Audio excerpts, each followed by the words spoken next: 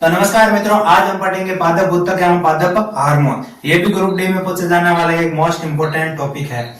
पादप उत्तक, पादप कोशिकाओं से निर्मित उत्तक को पादप उत्तक कहते हैं। पादप उत्तक दो प्रकार के होते हैं, एक होता है विभिज्योतक, एक होता है स्थायी उत्तक। विभिज्योतक, विभिज्योतक जो होता है वर्दी वाले भाग में पाए जाने वाला उत्तक होता है, इसको हम कहते हैं विभिज्योतक। जैसे तना वर्दी करता है, जड़ वर्दी करती है पादप में, पेड़ पौधों में, और पत्ती वो भी वर्दी करती है। उन स्थानों पर पाए जाने वाला जो उत्तक होता है वो होता है विभिज्योतक। ठीक है, विभिज्योतक भी तीन प्रकार का होता है। एक होता है शिरस्थ विभिज्योतक, एक होता है अंतर्विष्ट विभिज्योतक और एक होता है पार्श्व विभिज्योतक। ये भी पादप में अलग अलग स्थानों पर पाया जाता है, अलग अलग जगह पर वर्दी का कार्य करता है। अब विभिज्योतक के बारे में कुछ महत्वपूर्ण प्रश्न बनते हैं, उसके बारे में बात करते हैं। यह विभाजित एवं वर्दी वाले भाग में पाया जाता है। विभिज्योतक हमेशा विभाजित यानी कि कोशिका टूटेगी उस भाग में पाया जाएगा या फिर उस भाग में पाया जाएगा जहां पर यह वर्दी हो रही है। और शिरस्थ विभिज्योतक परों या जड़ों के वर्दी वाले भाग में पाया जाता है। परो मतलब कि कोई भी पौधा है उसका ऊपरी भाग, या फिर डाली है, डाली का ऊपरी भाग, उसको हम परो कहते हैं, उसकी वर्दी वाले भाग में यह पाया जाता है। और जड़ का जो सिरा जो वर्दी करता है उस भाग में यह पाया जाता है।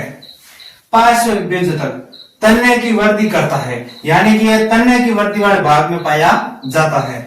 अंतर्वेष्ट विभिज्योतक पत्ती के संधि सतह पर पाया जाता है, यानी कि यह पत्ती है, ये पत्ती वाली डाली है और पत्ती का संधि क्षेत्र ये है, तो यहाँ पर यह अंतर्विष्ट पाया जाता है। ये पत्ती में वर्दी का कार्य भी करती है और पत्ती के स्थान पर जो नियंत्रण करती है वर्दी का, वो इसके द्वारा ही होता है। विभिज्योतक में रसदानी नहीं पाई जाती है। देखो, रसदानी होती है भोजन को एकत्रित करने की थैलियां होती है जो पादप में पाई जाती है, लेकिन विभिज्योतक में ये नहीं होती है, क्योंकि यहाँ पर वर्दी करने का कार्य है इसका भोजन एकत्रित करने का कार्य तो नहीं है, इसलिए वहां पर रसदानी नहीं पाई जाती है। अब हम बात करेंगे स्थायी उत्तक के बारे में। स्थायी उत्तक यह एक विभिज्योतक से निर्मित हुआ उत्तक होता है। जब विभिज्योतक वर्दी करना बंद कर देता है तो स्थायी उत्तक में परिवर्तित हो जाता है। ये कोई अलग भाग नहीं है। जैसे जैसे पौधा वर्दी करेगा और वर्दी पूर्ण होने के बाद में उस स्थान पर यही विभिज्योतक स्थायी उत्तक में परिवर्तित हो जाता है। यानी कि एक ही प्रकार का उत्तक होता है, लेकिन ये कंडीशन चेंज कर देता है, अपनी अवस्था चेंज कर देता है। तो हम दो प्रकार के उत्तक पढ़ते हैं पादप में। तो स्थायी उत्तक हमारे पास दो प्रकार के होते हैं, एक होता है सरल स्थायी उत्तक, एक होता है जटिल स्थायी उत्तक। देखो, सरल स्थायी उत्तक में जब भी सभी जीवित कोशिकाएं होती है। अब जीवित कोशिकाएं धीरे धीरे मृत की ओर जाएगी तो वो फिर जटिल स्थायी उत्तक में आ जाएगा। बाकी उत्तक पादप में समान ही होते हैं, अपनी अपनी अवस्थाएं परिवर्तित करते रहते हैं, जिसकी वजह से उन्हें अलग अलग नामों से जाना जाता है। अब सरल स्थायी उत्तक हमारे पास तीन प्रकार के होते हैं। एक होता है पेरेन्काइमा, एक होता है कोलेन्काइमा, एक होता है स्क्लेरेन्काइमा। पेरेन्काइमा, इस उत्तक में भोजन का भंडारण होता है। पादप में ये जहां पर पाया जाएगा वहां पर भोजन एकत्रित हो रहा होगा, उस रसधानियों के इर्द गिर्द ये उत्तक पाया जाएगा। इसमें प्रकाश संश्लेषण क्रिया भी होती है, यानी कि जहां पर क्लोरोफिल होगा उसमें भी ये उत्तक पाया जाता है। इसे क्लोरेन्काइमा व एरेन्काइमा भी कहते हैं। देखो, इसके अंदर क्लोरोफिल पाया जाता है, इसलिए इसको क्लोरेन्काइमा भी कहते हैं। तो कुछ जलीय पौधे होते हैं जिसके अंदर हवा बहुत ज्यादा भरी हुई होती है, उसकी वजह से इसको एरेन्काइमा भी कहते हैं। ठीक है, दूसरा है हमारे पास कोलेन्काइमा। ये पौधे में लचीलापन प्रदान करता है। हम किसी भी डाली को खींचते हैं और वो डाली बिना टूटे मुड़ जाती है, तो वो लचीलापन इस कोलेन्काइमा उत्तक की वजह से आता है, यानी कि उस स्थान पर वो ये कोलेन्काइमा पाया जाता है। यह पादप में यांत्रिक सहायता प्रदान करता है। कोई भी पादप यदि एक जगह पे ढंग से खड़ा है तो वो इसकी वजह से, क्योंकि इसको सहारा प्रदान करता है। इसकी भीति मोटी होती है, जाहिर सी बात है, भीति मोटी होगी तो यांत्रिक सहारा ज्यादा प्रदान कर पाएगी। अब है हमारे पास स्क्लेरेन्काइमा। स्क्लेरेन्काइमा एक प्रकार का उत्तक है ये जो पेड़ पौधों को, पादप को मजबूती प्रदान करता है। यह ऊतक तने में सेवन बंडल के समीप, सेवन बंडल मतलब भोजन या फिर जल को एक जगह से दूसरी जगह ले जाने वाले नलिकाओं के इर्द गिर्द, और पत्तों की सिराओं पर, पत्तियां हैं, पत्तियों के जो मुख्य भाग है उनकी सिराओं में, और बीजों और फलों के कठोर भागों में यह पाया जाता है। यह पादप को मजबूती प्रदान करता है। नारियल के छिलके इसी के बने होते हैं। नारियल के छिलके कितने मजबूत होते हैं, क्योंकि ये स्क्लेरेन्काइमा से बने हुए होते हैं। इस ऊतक की कोशिकाएं मृत होती है। देखो ज्यादातर सरल स्थायी ऊतक में कोशिकाएं जीवित होती है, लेकिन स्क्लेरेन्काइमा की जो कोशिकाएं होती है वो मृत होती है। इसकी भित्ति लिग्निन की बनी हुई होती है। लिग्निन एक प्रकार का रसायन है। अब है एपिडर्मिस। कभी कभी हम पेड़ पौधों को छीलते हैं तो छीलने पर हमें मोम जैसी परत मिलती है, वो परत होती है एपिडर्मिस। यह एक जल प्रतिरोधी परत होती है। देखो पेड़ पौधों में जल की कमी नहीं हो जाए, इसके लिए यह एक सुरक्षा कवच का काम करती है। मोम जैसी प्रतीत होती है, देखने पर या छूने पर यह मोम जैसी लगती है।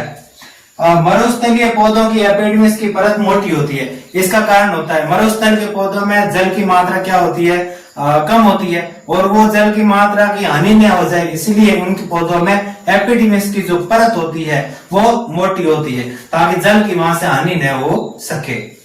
अब हम समझेंगे जटिल स्थायी ऊतक। जटिल स्थायी ऊतक ये दो प्रकार के होते हैं, एक होता है जाइलम ऊतक और एक होता है फ्लोएम ऊतक। इनका मेन कार्य होता है किसी भी वस्तु को, किसी भी पदार्थ को पेड़ पौधों में एक जगह से दूसरी जगह पर पहुंचाना। उसमें जो भी नलिकाएं बढ़ेंगी वो इन ऊतकों की बनी हुई होती है।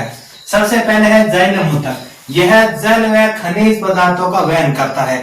जड़ों से जल खींचना और फिर उस जल को पेड़ पौधे के हर एक भाग, पत्ती, तन्ने, डाली, हर एक भाग में पहुंचाने का काम इन ऊतकों का होता है। इनकी जो नलिकाएं बनी हुई होती है वो इस ऊतक की बनी हुई होती है।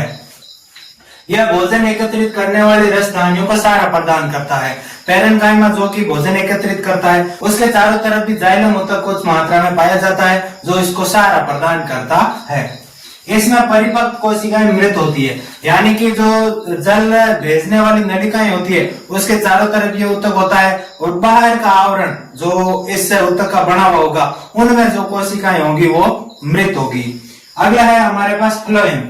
यह भोजन का वहन करता है। जितना भी पत्तियों में भोजन बनेगा प्रकाश संश्लेषण की क्रिया की वजह से, उनको पेड़ पौधे के हर एक भाग में पहुंचाने का काम इन ऊतक का होता है, यानी कि जो नलिकाएं बनी हुई होगी वो इन ऊतक की बनी हुई होगी।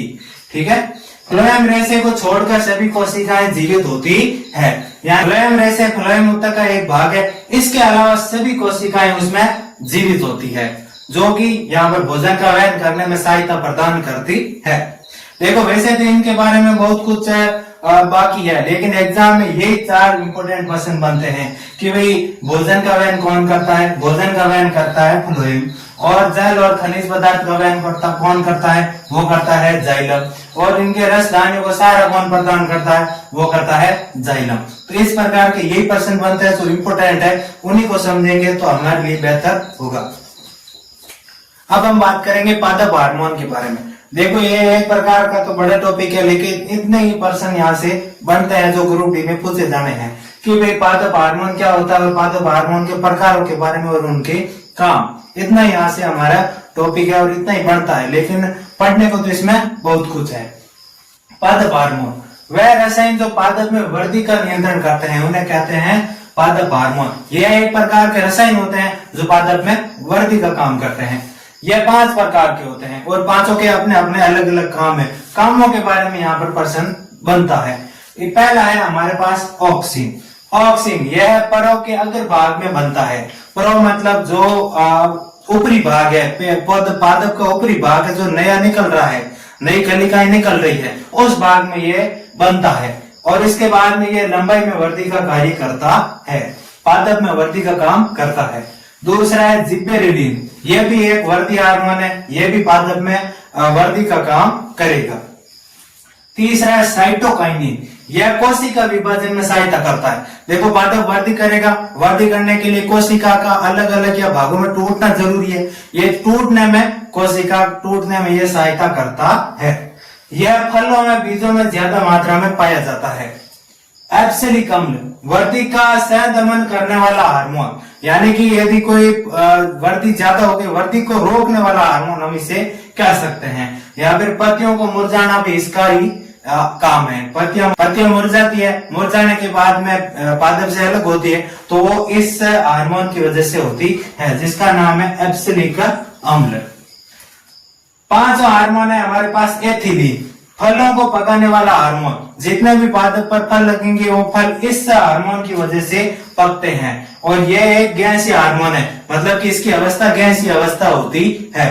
कभी कभी आपने सुना होगा कि एथिलीन से फलों को पकाया जाता है, या फिर केमिकल से फलों को पकाया जाता है, तो उसके अंदर ये एथिलीन की मात्रा ही होती है, जो पुड़िया में बांध के उसके फलों के अंदर रख दी जाती है, जिसकी वजह से फल पक जाते हैं, वो हानिकारक होते हैं।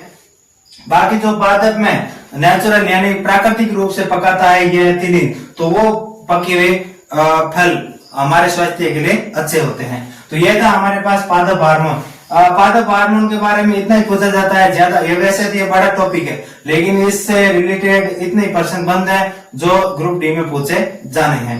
तो आज के लिए इतना ही। सब्सक्राइब जरूर कीजिए हमारे साथ बने रहने के लिए।